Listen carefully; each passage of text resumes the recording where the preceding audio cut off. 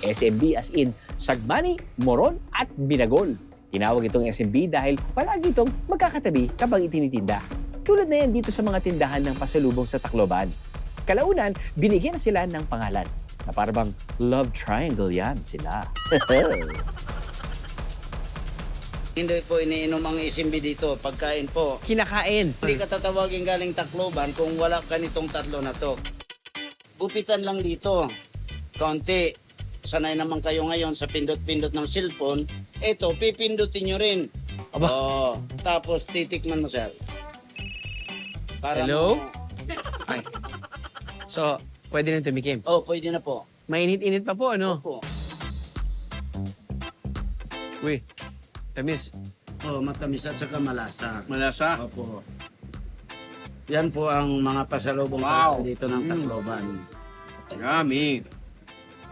Gabi po ito? Gapi. Ang marami niyan, yung gata ng niyog. Kaya malinamnam. Oo, sa gitna yan, may mani.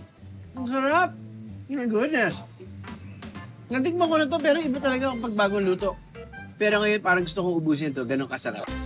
Si Nanay Letty, isa sa mga gumagawa ng sagmani. Yung sagmani, gawa sa gabi, nilalagyan ng gata ng nyog. Dati talaga, di ko alam yan. Di namin alam magsagmani. Mayroon lang nag-ano sa amin na madali lang.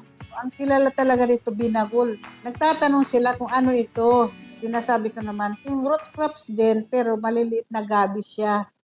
Pakukuluin ang gata, saka ihalo ang ginadgad na gabi. Sasamahan ito ng asukal, mantikilya, at mani. Hahaluin ito hanggang maging makunat. Kapag luto na ang sagmani mixture, lalagyan ng keso at babalutin ito sa dahon ng saging. Saka pakukulaan sa gata ng nasa 5 oras. Mahalagang mahalaga kasi hindi kami makakagawa ng binagol o moro kung walang gata ng nyog. Ganon din sa sagmani. Ang mga aning halamang ugat ng mga waray, gaya ng gabi at talyan, madalas ginagawa nilang kakanin. At hanggang tuluyang nakilala at naging sikat na pasalubong ng mga biherong galing ng Leyte. May sarap na para bang gatas. Malambot siya. Kung ang SMB, alam na alam ko na ang lasa,